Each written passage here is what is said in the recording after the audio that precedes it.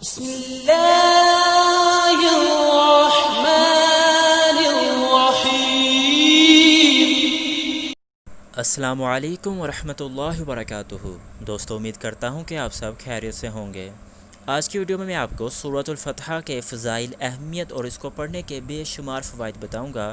میں اپنی پچھلی ویڈیوز میں آپ کو اب تک سورۃ الیاسین، سورۃ الفاتحہ، سورۃ الکہف اور سورۃ محمد کو پڑھنے کے بے شمار فوائد، ان کی اہمیت اور ان کے ثواب کے بارے میں بتا چکا ہوں۔ جن لوگوں نے وہ ویڈیوز نہیں دیکھی وہ چینل کو ضرور وزٹ کیجئے۔ چلیں آج کی ویڈیو کو سٹارٹ کرتے ہیں۔ سورۃ الفتح قرآن مجید کے سپارہ نمبر 26 میں ہے اور یہ سورت مدنیہ ہے۔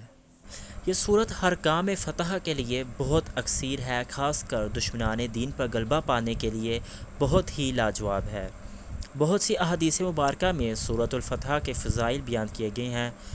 پہلے میں آپ کو چند احادیث مبارکہ میں اس کے بیان کیے گئے فضائل بتاؤں گا، پھر اس کے بعد میں آپ کو اس کے پڑھنے کے فوائد بتاؤں گا۔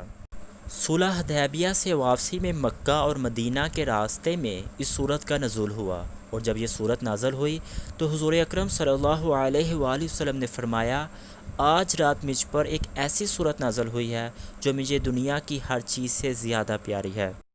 حضرت انس رضی اللہ تعالی عنہ سے روایت ہے کہ حضور اکرم صلی اللہ علیہ وآلہ وسلم نے اس سورت کے نزول کے بعد فرمایا کہ مجھے یہ سورت زمین کی ہر چیز سے زیادہ پیاری ہے۔ ایک روایت میں ہے کہ جو آدمی اس سورت کو رمضان المبارک کی پہلی رات میں یاد کرے گا اسے قرآن مجید یاد ہو جائے گا۔ دوستو، میں آپ کو اس سورت کے پڑھنے کے بے شمار فوائد بتاتا ہوں۔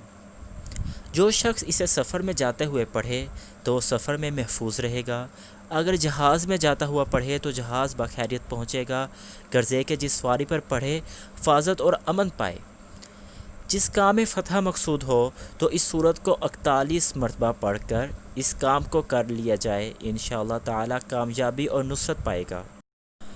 اگر کوئی شخص کے کاروبار دولت کے متعلق کوئی حسد کرتا ہو تو اس سورت کو 40 روز تک روزانہ 1 مرتبہ کاروبار کے مقام پر پڑھے، انشاءاللہ تعالی حاسدوں کے حسد سے ہمیشہ محفوظ ہو جائے گا۔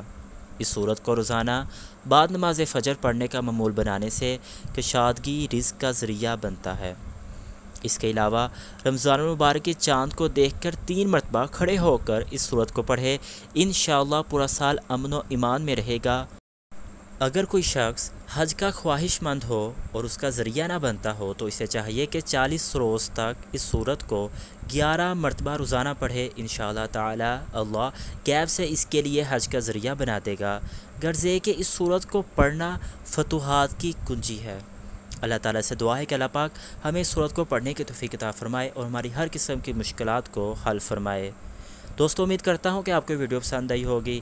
اسی طرح کی اچھی ویڈیو دیکھنے کے لیے ہمارے چینل کو ضرور سبسکرائب کیجیے۔